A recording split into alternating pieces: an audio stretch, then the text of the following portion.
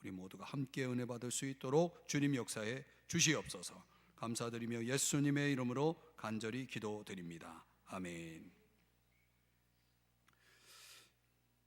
자, 오늘 돌봄 그리고 능력이라는 제목을 붙여봤습니다. 오늘 1절에서 3절까지 내용 속에서 우리 같이 함께 말씀을 함께 묵상해 보겠습니다. 여러분이 아는 주님은 어떤 분이십니까? 다윗이 이런 고백을 시편 8편 4절에서 하는데요. 우리 같이 한번 읽어볼까요? 시작.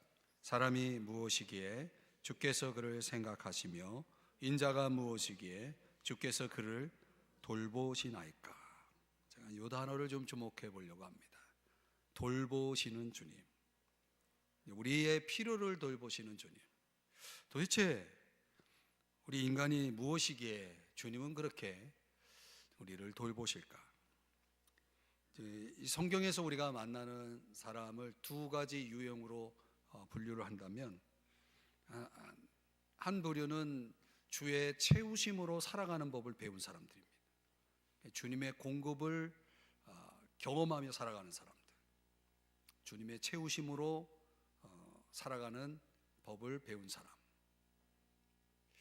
구약의 족장의 이야기들이 다 그런 이야기거든요. 제가 오래전에 창세기를 우리 성도님들과 같이 공부하면서 이 부분을 창세기 공부할 때 굉장히 자주 강조를 했습니다.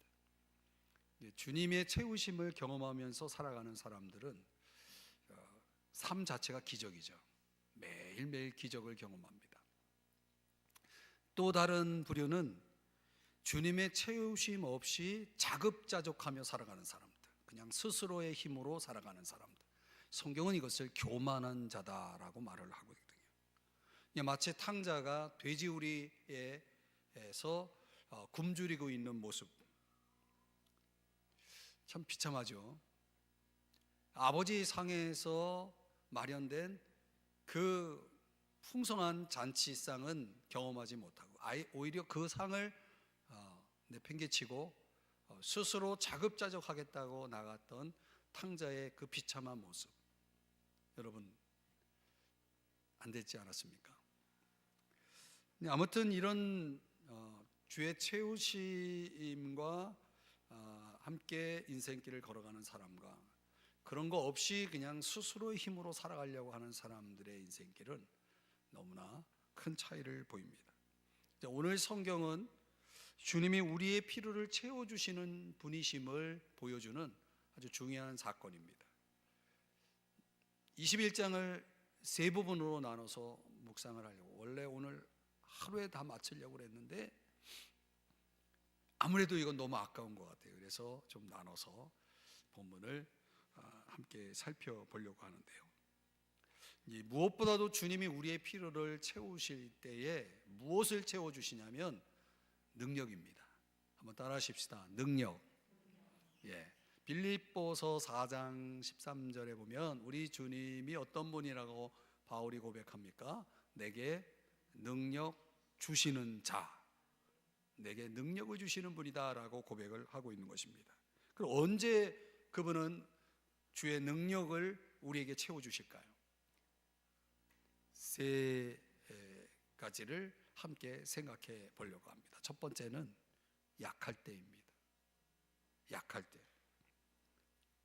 인생길이라고 하는 것은 가만히 보면 멈추질 않고 계속 나아갑니다. 우리가 21장에 접어들기 전에 20장의 마지막 사건이 뭐냐면 아론이 죽는 사건이죠.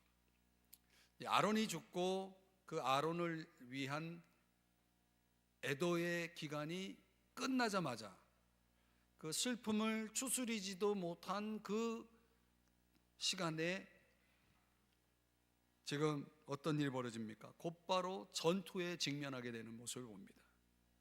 인생길은 쉴 틈이 없어요. 쉴 틈이 없어요. 계속 우리에게 찾아오는 그 많은 일들이 이제 있다는 것이죠. 자, 1절에 보면 그 내용을 다루고 있습니다. 아라스의 왕이, 여기 아랏이라고 하는 곳은 헤브론에서 남쪽으로 32km 떨어진 곳에 위치한 가나안 마을인데요. 거기에 왕이 이스라엘이 자기들의 그 영역 길로 아다림 길로 온다 함을 듣고, 그러니까 이스라엘의 그 행진이 어디서부터 시작됐냐면 우리가 잘 아는데 애굽에서 가데스까지 이어지는 그 행진 아닙니까? 그 행진에 관련된 여러 가지 정보들이 이 아랏의 왕의 귀에 들어갔을 겁니다. 안전의 위협을 느꼈겠죠. 그런 가운데서 이스라엘을 선제 공격하게 됩니다. 기습 공격을 하게 되죠. 그래서 오늘 성경이 뭐라고 말하냐면 이스라엘 쳐서 그중 몇 사람을 사로잡은지라. 이스라엘은 이 공격에 전혀 준비가 되어 있지 않았다는 거죠. 지금 막 슬픔 가운데 장례 애도를 다 마치고 있는 찰나에 곧바로 지금 이런 공격을 받게 된 것이죠. 적의 공격에 속수무책으로 패배하고 맙니다. 몇 사람이라고 했으니 큰 수는 아니지만 벌써 이런 어떤 적의 공격을 받았을 때 이스라엘의 충격 데미지는 굉장히 컸을 거예요. 여기서 우리가 느낄 수 있는 건 이스라엘은 전혀 그들의 앞에 기다리고 있는 것을 예측할 수 없었던 거죠. 지금 아랏의 왕이 그들을 기습 공격하려고 준비하고 있다는 사실을 전혀 눈치채지 못하고 있는 겁니다. 적의 공격에, 기습 공격에 당할 수밖에 없는 모습을 보여줍니다. 이게 약함이죠. 그러니까 우리는 미래를 준비하고 살아가는 듯 하지만 사실 그렇지 않습니다. 우리가 만나는 미래는, 오늘의 시간에 만나는 미래는 이렇게 기습 공격들이 굉장히 많죠. 생각지도 않았던 일들이 막 벌어집니다. 그럼 속수무책으로 당하는 거죠. 이스라엘 백성이라는 게 뭐 아주 잘 훈련된, 아주 잘 훈련되고 무장된 그런 군대가 아니거든요. 신명기 7장 7절과 17절과 21절에 보면 이제 이렇게 말씀합니다. 너희는 모든 민족 중에 가장 적다. 이제 이스라엘 민족이 얼마나 약한 백성인지를 나타내는 거죠. 17절에서 뭐라고 말하냐면 21절과 같이 묶어 있는데요. 내가 혹시 심중에 이르기를, 이 민족들이 가나안 민족을 얘기합니다. 나보다 많으니 내가 어찌 그를 쫓아낼 수 있으리요. 사실 가나안 정복이라는 것은 이스라엘 백성의 입장에서 보면 수적으로는 불리하고, 사실 정복이라는 것은 인간적으로는 불가능한 것을 그들이 알고 있는 거죠. 21절만 같이 읽어볼까요? 시작. 너는 그들을 두려워하지 말라. 너희의 하나님 여호와 곧 크고 두려운 하나님이 너희 중에 계심이라. 그러니까 우리가 어떻게 저들을 쫓아낼 수 있으리요? 라고 하는 물음표를, 퀘스천 마크를 던지고 있지만 걱정하지 말라는 거죠. 두려워하지 말라는 거죠. 왜? 하나님이 함께 계신다. 근데 그 하나님이 어떤 분이라고 말합니까? 이 표현을 제가 여러분들에게 보여드리려고 한 거예요. 크고 두려운 하나님. 이스라엘 민족은 가장 작은 민족, 적은 민족이죠. 가장 적은 민족과 크고 두려운 하나님이 만나면 큰 겁니다. 그렇죠? 그러니까 이스라엘 백성들이 이런 약함 속에서, 가장 작다라고 하는, 가장 적다라고 하는 자원의 약함 속에서 이제 그분의 능력을 드러내시는 겁니다. 바울도 이런 걸 경험해서 고린도후서 12장에서 말씀하죠. 이 말씀도 우리 한번 9절의 말씀을 다 같이 읽어보겠습니다. 시작. 나에게 이르시기를 내 은혜가 네게 족하도다. 이는 내 능력이 약한 데서 온전하여 짐이라 하신지라. 그러므로 도리어 크게 기뻐함으로 나의 여러 약한 것들에 대하여 자랑하리니 이는 그리스도의 능력이 내게 머물게 하려 함이라. 아멘. 이 약함이라는 것이, 바울이 깨달은 자신의 약함은, 이 약함을 통해서 바울이 두 가지를 깨닫는 거죠. 약함 속에서 주님의 은혜가 족하다라는 걸 깨달은 거예요. 주님의 은혜가 있다는 거죠. 약함을 통해서만 깨닫는 은혜, 내가 약하기 때문에 깨닫는 은혜가 뭘까요? 여러분이 약할 때 깨달은 게 뭐예요?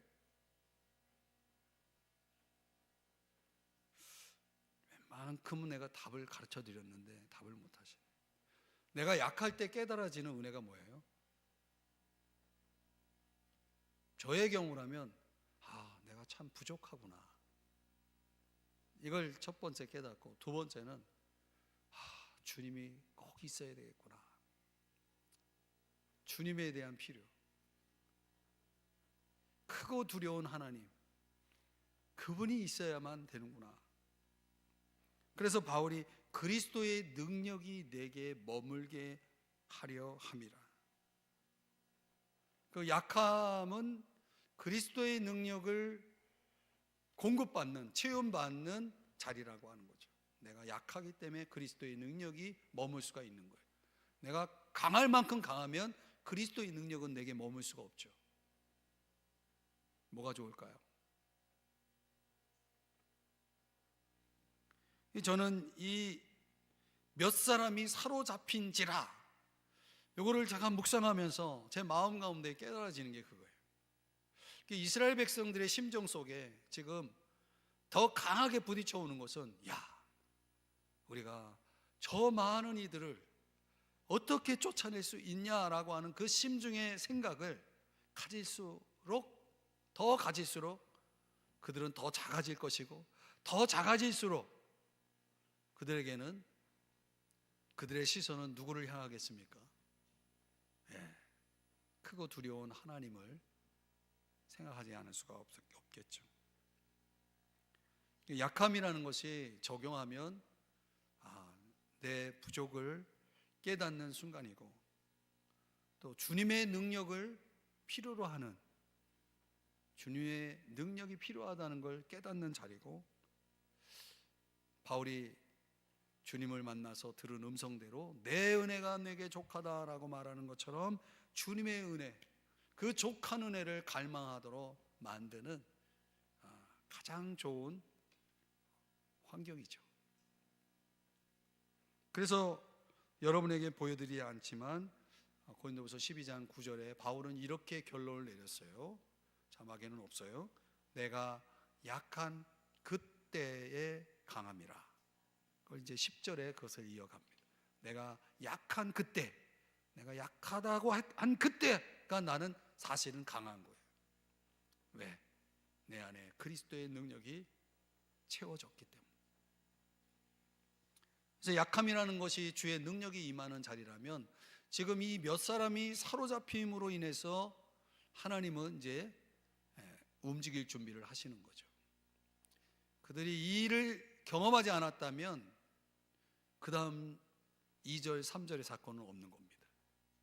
사로잡혔기 때문에 2절 3절이 나오는 거거든요. 우리가 살아가면서 내가 약하다라고 느낄 때 우리가 해야 할 것은 주님의 능력을 바라며 기대하는 것이죠. 그분의 능력이 내게 머물 것을 바라고 기대하는 것. 그래서 우리가 해야 할 일이 뭐냐면, 두 번째로 구하는 것입니다. 그분을 구하는 것이죠. 그러니까 이스라엘 리더들이 이런 상황에서 그들이 해야 할 일은 딱 한 가지밖에 없었어요.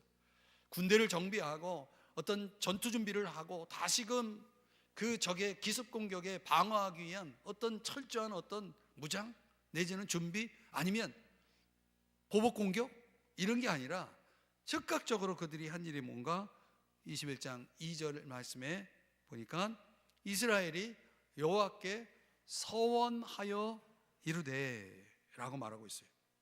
이 서원이라고 하는 단어는 문자적으로는 약속이라는 단어입니다. 우리가 기도라는 단어가 좀 이렇게 나와야 되는데 기도라는 단어가 안 나와요. 사실상 서원은 기도 형태죠. 여호와께 서원하여 이르되. 그러니까 절박한 상황에서는 기도보다는 뭐가 나와요? 서원이 나오죠. 저도 경험적으로 그래요. 하나님, 너무 간절하고 정말 절박한데 요거 하나님 이렇게 해주시면 하면서 주님과 뭐 합니까? 서원한다는 건 다른 말로는 약속을 하죠. 주님 이렇게 해주시면 내가 이렇게 하겠다. 그래서 우리가 창세기 28장, 지금 요즘 우리가 이번 주에 창세기 30장을 묵상하고 있잖아요. 야곱이 창세기 28장에서 이제 얼마나 가야 될지, 또 앞으로는 어떻게 살아야 될지, 언제 집으로 돌아올지 아무것도 그는 계획할 수도 없고 예측할 수도 없는 상황에서 그가 돌베개를 베고 자다가 환상을 보죠. 꿈을 꾸죠. 거기서 하나님을 만나서 이제 그가 뭐 합니까? 서원이라는 것을 하죠. 서원. 이건 내일 새벽 기도 때 할 거니까 이제 빼고. 어쨌든 야곱도 서원을 합니다. 약속. 이렇게만 해주시면 제가 이렇게 하겠습니다. 약속을 하죠. 근데 그 약속이 이루어졌나요? 예. 약속이, 야곱이 한 약속을 하나님이 그래, 나도 너의 그 약속에 따라서 나도 약속을 지키겠다. 그럼 너도 약속을 지켜라. 야곱과 하나님 사이에는 계속 이 약속이 따라다닙니다. 야곱이 어디에 있든지 이 약속은 계속 유효합니다. 야곱이 이 약속을 잊어버릴 때 하나님은 언제나 그 약속을 상기시키죠. 그래서 그 약속의 장소로 다시 하나님과 야곱이 그 자리에, 현장에서 만남을 갖습니다. 이런 내용이 창세기에 나오잖아요. 한나를 보세요. 한나는 얼마나 간절히 자녀를 원했습니까? 하나님, 저에게 아들을 주신다면 제가 주님께 드리겠습니다. 서운하죠. 약속을 하죠. 그 위대한 사무엘이라고 하는 아들이 역사의 무대에 등장하지 않습니까? 그 서원이 없었다면, 한나의 그 기도, 서원 기도가 없었다면 이스라엘의 역사는 어떻게 되었을까요? 요나, 우리가 금요기도 때 살펴본 요나도 서원하잖아요. 저를 여기서 빠져나가게 해주시면, 저를 살려주시기만 한다면. 이런 서원 아닙니까? 그러니까 성경의 여러 곳에서 아주 결정적으로 그런 기도의 모습들을 이제 보여줍니다. 그러니까 어떤 사람들은 이렇게 신앙생활을 하면서 주님 앞에서 이런 서원 형태의 기도를 한 번도 해본 적이 없는 그런 신앙생활을 합니다. 그러니까 어디서 들은 것 많아가지고요, 서원하면 꼭 지켜야 된대, 서원 안 지키면 혼난대, 뭐 어디서 이상한 잘못된 정보들이 가짜 뉴스를 많이 들어가지고 사람들이 서원 기도에 대한 부정적인 이미지가 있는데 그렇지 않습니다, 여러분. 성경의 위대한 역사들을 가만히 곱씹어 보면, 제가 지금 예를 든 것만 해도 아주 중요한 서원이에요. 그 서원이 있었기에 이스라엘의 역사, 성경의 역사가 그 하나님이 이루고자 하는 하나님의 뜻이 이루어지지 않습니까? 그러니까 여러분, 서원이라는 형태의 기도를 하지 않는 것보다는 하는 것이 더 낫습니다. 어떤 의미에서 서원이라는 것은 믿음의 열매죠. 내가 믿음이 있기 때문에 그런 서원을 할 수 있는 거예요. 믿음 없는 사람이 그런 서원을 하겠습니까? 또 헌신의 열매죠. 내가 받은 은혜가 큰데 그 은혜 속에서 내가 하나님 앞에 나를 드린다라고 하는 차원에서의 헌신의 열매. 저는 한쪽에서는 소망의 열매라고 봐요. 하나님에 대한 기대가 있으니까 서원하는 거 아니겠어요? 하나님이 이렇게, 내가 이렇게 약속을 하면 하나님이 뭔가 해주실 거라는 어떤 기대, 그 소망 이런 게 있지 않습니까? 저도 이런 걸 여러 번 해봤는데요. 근데 해보면 믿음과 헌신과 이런 소망의 열매라고 하는 차원에서의 소원이기 때문인지 모르지만은 많은 은혜가 있더라고요. 저는 오늘 이 수요예배에 나오신 여러분들, 또 이 설교를 들으시는 모든 분들에게 그렇게 묻고 싶어요. 어떤 절박한 문제가 있다면 성경에 그 절박한 문제 앞에 선 많은 사람들은 하나님 앞에 이런 절박한 기도를 할 수밖에 없는 거죠. 지금 상황이 어떻게 돌아갈지 기습 공격을 받아서 불과 몇 사람만 사로잡혔지만, 아니 이 이스라엘 민족이 완전히 전멸할 수도 있는 그런 상황이 앞에 있는지 이스라엘은 예측할 수 없었을 거예요. 이런 상황에서 하나님 앞에 간절함을 가지고 주의 도우심을 구하는 차원에서 이런 기도를 했다. 저도 그런 기도가 우리에게도 필요하다고 저는 생각합니다. 주님의 도우심 없이는 해결할 수 없는 어떤 문제가 있을 때 그 주의 도우심을 바라는 차원에서 주 앞에 어떤 거룩한 결심, 약속, 서원을 한다는 것이 좋은 거 아닙니까? 필요한 거 아니겠어요? 민수기 21장 3절에 그런 절박한 기도가 어떻게 응답됩니까? 여호와께서 이스라엘의 목소리를 들으시고 가나안 사람을 그들의 손에 넘기시며. 얼마나 간단해요. 그러니까 2절에서는 소원하여 이르되, 3절에서는 들으시고 끝난 거예요. 들으셨다는 것은 그 기도가 응답이 되었다는 거죠. 여러분, 주님이 우리의 기도를 들으실까요? 들으실까요? 네, 주님 우리 기도 들으시죠. 나는 아무리 기도해도 주님이 나의 기도를 들으시는 것 같지 않아. 그런 의심이 되시는 분 저를 찾아오세요. 정말 기도는 들으신다는 걸 제가 증명해 보여드릴게요. 하나님 앞에 새벽에 나와서 기도를 하는데 참 많은 기도가 응답이 됐어요. 정말 너무 많은 기도가 응답이 됐어요.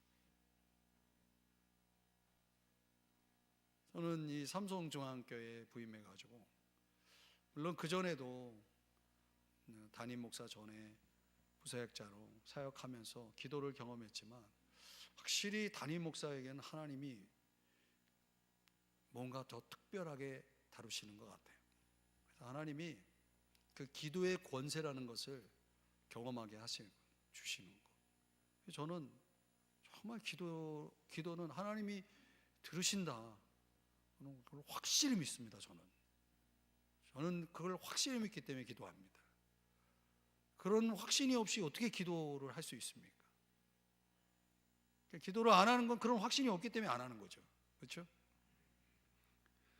역대하 20장에 나오는 여호사밧 이야기, 여러분 이 성경 많이 기억하실 거예요.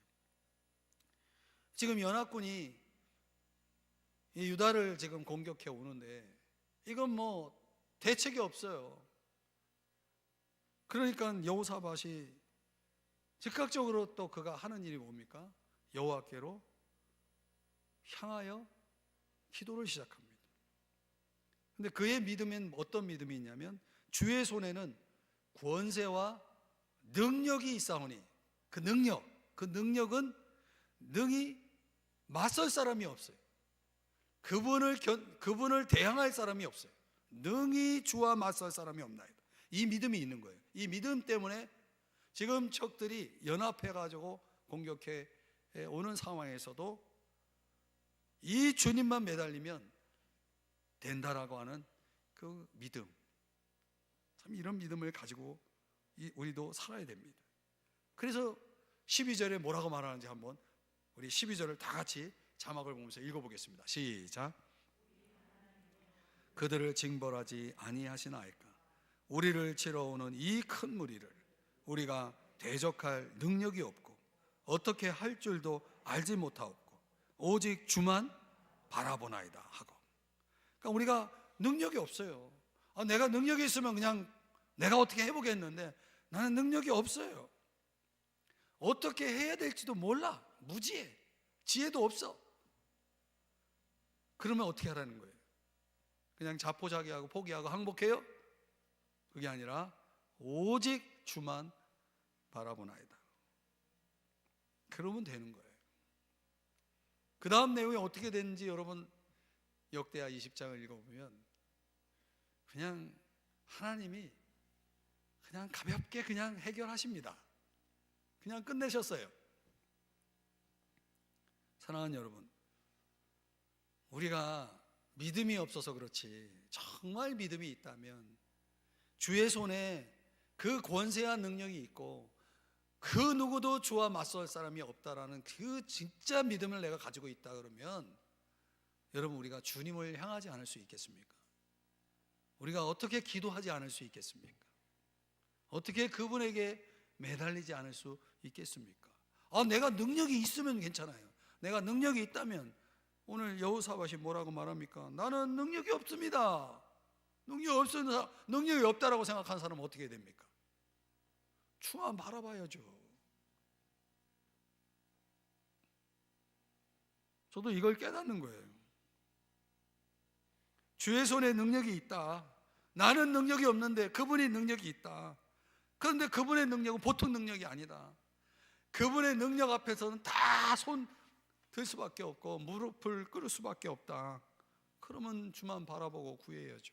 그분을 구하면 주님의 능력이 함께 하십니다. 그럼 문제가 해결되는 거죠. 문제가 해결되는 겁니다. 승리를 이루는 것입니다. 그런데요, 여기서 끝나는 게 아니라 이때 주의할 일이 있어요. 우리가 주님께 구해요. 그런데 그 주의 능력은 세 번째, 주와의 약속을 지킬 때 그 능력이 역사했다는 거예요. 그러니까 우리가 두 번째까지만 보면 종종 혼돈에 빠지죠. 이스라엘이 어떤 약속을 했는지 2절 후반부를 보시면은 이렇게 약속했어요. 굉장히 대단한 약속을 한 게 아니에요. 주께서 만일 이 백성을 내 손에 넘기시면 내가 그들의 성읍을 다 멸하리이다. 다 멸하리이다. 요거 굉장히 중요한 단어입니다. 요 멸하다라고 하는 단어가 하람이라는 단어입니다. 하람. 히브리어로 하람은 무슨 뜻이냐면 바치다라는 뜻이에요. 그러니까 지금 저 아랏 왕이 기습 공격을 해가지고 우리 이스라엘 몇 사람을 지금 사로잡아 갔는데 저들과 다시 전투를 벌일 때 저들의 성읍을 다 멸한다는 것은 저들의 성읍을 정복해가지고 넘기신다는 것은 저들과의 전투에서 이겨서 저들의 성읍 안에 있는 모든 것 그거를 다 주님께 바치겠습니다, 이런 뜻이에요. 온전히 바치는 겁니다. 그러니까 내 것을 챙기지 않고 그걸 다 바치겠다는 거거든요. 이거는 뭘 근거로 한 거냐면 레위기 27장의 레위기법에 준해서 기도를 한 거예요. 이거 말씀에 의지한 기도입니다. 여기 이 말씀처럼 바친 것은 다 여호와께 지극히 거룩함이며 라고 말하고 있죠. 그러니까 하나님 앞에 다 멸하리이다 라고 하는 이 서원 기도는 다 바치겠습니다. 이 성읍을 정복해가지고 이 전쟁에서 승리해가지고 거두는 모든 전리품들, 승리 이후에 따라오는 모든 전리품들을 오로지 하나님께 다 바치겠습니다 라고 하는 거예요. 이 레위기법을 왜 하나님이 주셨는지 여러분 이걸 이유를 아셔야 됩니다. 이걸 왜 다 바쳐야 되느냐, 그 아랏 왕, 그 아랏 성읍에 있는 모든 것들을 다 주님께 바쳐야 될 이유가 신명기 7장 2절이야 4절의 말씀인데 이건 좀 길지만 우리가 한 절 한 절 좀 읽으면서 여러분들에게 설명을 좀 드릴게요. 2절 다 같이 시작. 그들을 내게 넘겨 내게 치게 하시리니 그때에 너는 그들을 진멸할 것이라. 자, 조금 전에 이 레위기법하고 요 신명기의 이 말씀, 신명기법이 지금 오늘 본문에 그들의 서원 기도에 적용이 된 겁니다. 말씀에 적용이 된 겁니다. 그 다음 시작. 그들과 어떤 언약도 하지 말 것이요 그들을 불쌍히 여기지도 말 것이며 3절. 또 그들과 혼인하지도 말지니 네 딸을 그들의 아들에게 주지 말 것이요 그들의 딸도 내 며느리로 삼지 말 것은. 4절이 중요합니다. 시작. 그가 네 아들을 유혹하여 그가 여호와를 떠나고 다른 신들을 섬기게 하므로 여호와께서 너희에게 진노하사 갑자기 너희를 멸하실 것임이니라. 아멘. 아셨죠? 왜 진멸하는 것이 중요한지, 왜 다 멸하는 것이 중요한지. 거기 그 가운데는 사람도 있는 거예요. 전리품만 있는 것이 아니라 포로도 있는 거예요. 절대로 그런 것도 욕심내지 말고 내 것으로 챙기지 말고 다 진멸해야 된다, 다 주님께 바쳐야 된다라고 하는 것은 바로 요 4절 이것 때문에. 그래서 여리고성을, 여호수아와 이스라엘 백성이 여리고성을 공략할 때 이걸 적용했거든요. 근데 그거를 적용하지 않은 한 사람, 누구예요? 그 사람이 이름이 아간. 그 온전히 바친 다 주님께 드리기로 돼 있는데 아간이 그 한 사람이 슬쩍 하나님께 바친 것, 온전히 다 멸한 것, 그거를 슬쩍 도둑질해서 감췄단 말이에요. 그래서 어떤 일이 벌어졌습니까? 그래서 이스라엘 백성들이, 여리고성을 정복한 이스라엘 백성이 아이성 공략에 실패하고 많은 수천 명이 죽죠. 그리고 어떤 일이 벌어졌어요? 아간이 하나님의 심판을 받아서 죽임을 당하고 말죠. 그러니 약속을 한다는 것은 굉장히 중요한 거예요. 그러나 약속을 지키는 건 더 중요한 거죠. 여리고성의 승리가 얼마 가지 않았다. 이유는 뭡니까? 약속을 지키지 않았기 때문인 거죠. 본문 3절을 보면은 가나안 사람을 그들의 손에 넘기심에 그들과 그들의 성읍을 다 멸하니라. 약속을 지켰다는 거예요. 그래서 그곳 이름을 호르마, 호르마라는 건 멸망이라는 뜻입니다. 그 아랏 성읍을 멸하고 그걸 호르마라고 하는, 멸망이라고 하는 이름을 지어서 그 지명을 그렇게 불렀다는 거예요. 그러니까 온전히 순종했다는 것을 나타내는 것입니다.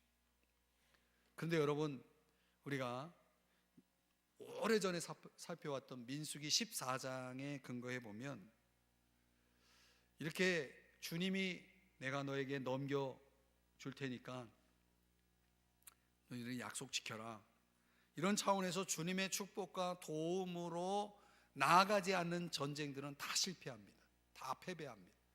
주님이 함께하지 않는 전쟁은 여호와께 속한 것인데 그 주님이 함께하지 않는 전쟁은 다 실패했다는 거예요. 주님의 도움이 없이는, 주님의 능력이 없이는 그들은 가나안과 싸워서 절대 이길 수가 없었다는 거죠. 그러니까 민수기 14장에 나오는 전쟁과 38년 전 전쟁입니다. 그리고 지금 이 본문에 나오는 전쟁하고는 완전히 대조적이에요. 똑같은 전쟁인데, 똑같은 가나안 족속과의 전투였는데 민수기 14장에서 실패했고 21장에서는 승리했습니다. 차이가 뭐냐? 주님의 도우심이 함께 했느냐 하지 않았느냐를 그 차이가 나타나는 것입니다. 오늘 우리가 우리 인생길에서 하나님 앞에 우리가 구하고 찾고 그래서 주님의 응답을 받아서 승리해요. 그 승리한 다음에 실패하는 사람들이 많아요. 승리 다음에 오는 실패가 더 뼈아파요. 여리고성 공략이 있고 나서 아이성에서 실패한 것이 이스라엘 백성들은 아주 치명적이었다는 거예요. D.L. 무디의 친구라고 하는 앤드루 보나 목사님이 있습니다. 스코틀랜드 출신의 목사님인데 그분이 이런 말을 했다고 그래요. 전투 전 못지않게 승리 후에도 방심하지 말라. 이걸 성경에서 이런 내용의 말씀이 있어요. 고린도전서 10장 12절 다 같이 시작. 그런즉 선줄로 생각하는 자는 넘어질까 조심하라. 그런 거예요. 그럼 뭔가 잘 될 때 그때 조심해야 되는 거예요. 이 모세와 이스라엘 백성들이 홍해 도하라는 엄청난 기적 승리가 있었잖아요. 애굽의 군대가 홍해 바다에 수장되고 얼마나 그들은 찬양과 경배로 하나님 앞에 영광을 돌립니까? 그런데 불과 3일 후에 마라에서 그들이 실패했다는 거 아시죠? 그 물 문제로 그들이 넘어졌다는 거예요. 여호수아와 이스라엘 백성들이 여리고성의 승리 후에 아이성의 실패와 다르지 않습니다. 엘리야가 갈멜산에서 850대 1로 그 바알 아세라 선지자들과 전투를 벌여서 승리했지만 불과 얼마 가지 않아서 이 엘리야는 또 실패하죠. 그 이세벨의 위협에 그냥 혼비백산해 가지고 도망가 가지고 하나님 앞에 날 죽여달라고 하면서 낙심하고 패배감에 빠지지 않습니까? 그러니까 큰 승리 다음이 굉장히 중요한, 그 다음에 무너진 성경의 예들이 너무 많아요. 그러니까 선줄로 생각하는 자는 넘어질까 조심하라. 그러니까 앤드류 보나가 말한 전투 전 못지않게 전 승리 후에도 방심하면 안 되는 이유가 바로 여기 있는 거죠.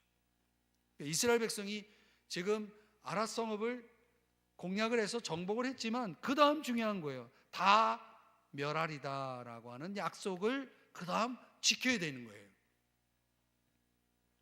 승리에 조치해서 아간처럼 다 멸하겠다라고 하는 그 약속을 만약 지키지 않았다면 이 1절에서 3절까지 사건으로 끝나지 않았을 거예요.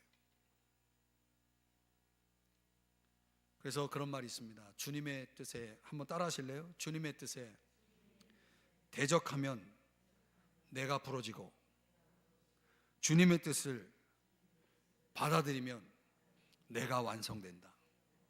그런 겁니다. 이게 우주의 법칙이라고 하는 거예요. 그러니까 우리가 약속을 지키고 순종한다는 것이 주님의 능력이 함께할 뿐만 아니라 그 승리 이후의 기쁨을 더 배가하는, 그리고 그 승리를 이어갈 수 있는 그 중요한 요소라는 사실을 우리는 명심해야 할 것입니다. 역대하 16장 9절 말씀해 보니까 여호와의 눈은 누구를 향하고 있습니까? 전심으로 온 마음으로 주님을 향하는 자들에게 가 있다는 거죠. 항상 그분의 눈은 전심 온 마음으로 주님을 향하여 있는 사람에게 항상 주목하고 있는 거죠. 왜요? 능력을 베푸시려고. 능력을 베푸시려고. 이 광야 같은 인생에서 저와 여러분이 살아가면서 주님 없이 가능한 게 있겠습니까? 광야인데. 가나안에 있다라고 생각하지 마시고 광야에 있다라고 생각하시면 좋아요. 그러니까 주님 없이는 되는 법이 없죠. 그러니까 주님의 도움 없이는 할 수 있는 게 없어요. 그러면 주님은 우리의 필요를 언제나 공급해 주시죠. 전심으로 그분에게 향할 수만 있다면. 주님과의 약속을 잘 지키는 사람이 된다면 말이죠. 결론적으로 오늘 본문의 묵상 속에서 주님은 우리의 필요를 채우시는 분인데, 특별히 오늘 첫 번째 시간으로 주님의 능력을 채워주신다고 그랬어요. 주님의 능력은 언제 채워진다는 것입니까? 약할 때 채워진다는 거예요. 내가 약함을 깨달으면 즉각적으로 능력의 주님은 우리에게 나타나십니다. 그리고 우리가 그분을 구하고 찾을 때, 주님은 우리가 그분을 마음을 다해서 찾을 때에 능력을 역대하 16장 9절 말씀처럼 베푸시는 거예요. 근데 우리가 주님의 뜻을 따르고 주님과의 약속을 지키며 순종할 때 주님의 능력은 계속적으로 우리를 붙들고 계시고, 그리고 우리를 사용하시는 거예요. 그래서 그분의 영광이 드러나는 것이죠. 오늘 이 짧은 본문 속에 제가 이거를 이렇게 묵상하고 말씀을 생각하면서 참 은혜를 받았어요. 그래서 그냥 오늘 요 세 절 가지고 여러분들과 같이 은혜를 받으려고 마음을 딱 먹었는데, 어떠세요? 이 말씀 들어보니까. 그러니까 우리는 주님의 능력이 채워지지 않으면 우리의 인생길에 우리가 어떤 승리도 경험할 수 없는데, 그 주님의 능력이 채워지는 그 조건들을 오늘 세 가지를 우리가 함께 나눈 거 아니겠습니까? 이걸 가지고 오늘 이 시간에 우리가 주님 앞에 좀 기도했으면 좋겠어요. 오늘 우리가 찬양도 그런 찬양 불렀잖아요. 약할 때 강함 되신 분. 우리가 말씀에도 나오지만은 약하다는 것이 그게 뭐 창피한 게 아니고 부끄러운 게 아니거든요. 수치가 아니거든요. 내가 약하다는데 그거 가지고 세상은 약한 사람을 무시하잖아요. 멸시하잖아요. 그러나 우리 주님은 약한 사람은 그렇게 좋아하세요. 우리가 주님 앞에서 살아가야지 사람들 앞에서 살아가려고 하지 마시고, 그렇죠? 그래서 우리가 약할 때 우리 주님이 능력을 주시는 분이다, 이걸 깊이 우리 마음에 새기시고, 또 약하기 때문에 우리가 어떻게 해야 됩니까? 이제 그분을 찾아야죠. 온 마음으로 여호사밧처럼 낯을 그분을 향하여서 그분을 찾고 구할 때 이제 그분은 능력을 베풀어 주시는 것입니다. 그 승리가 있을 때 조심하실 것은 주님 앞에 꼭 약속을 지키시라는 거죠. 그 약속을 지킬 때만이 주님은 우리의 인생에 계속적인 그 주의 능력으로 붙드심, 또 우리를 계속 쓰실 수가 있게 되어지는 것입니다. 오늘 세 가지, 약할 때, 찾을 때, 구할 때, 그리고 우리가 주님 앞에서 어떻게 해야 돼요? 지킬 때. 뭐를요? 약속을. 혹시 여러분 주님 앞에 하신 약속이 있습니까? 그 약속이 있다면 지키겠다고 여러분들이 다시 주님과 약속하세요. 그리고 약속을 지키면 돼요. 순종하면 되는 거죠. 자, 오늘 우리 이 시간에 주님의 이름을 한번 크게 부르시고 오늘 말씀을 생각하면서 잠깐 동안 기도할 때에 오늘 말씀을 통해서 깨달은 것들을 가지고 여러분들이 주님 앞에 기도했으면 좋겠어요. 기도는 우리를 강하게 만들잖아요. 약한 우리를 강하게 하고 깨어있게 하고 순결하고 하고 성장하게 하는 것입니다. 오늘 기도를 통해서 하나님 앞에 우리의 약함을 돌아보고 주님의 능력을 채워달라고 나같이 우리 주님의 이름을 한번 크게 부르시고 주님 앞에 간절히 기도하고 여러분의 가정과 교회를 위해서도 함께 기도하겠습니다.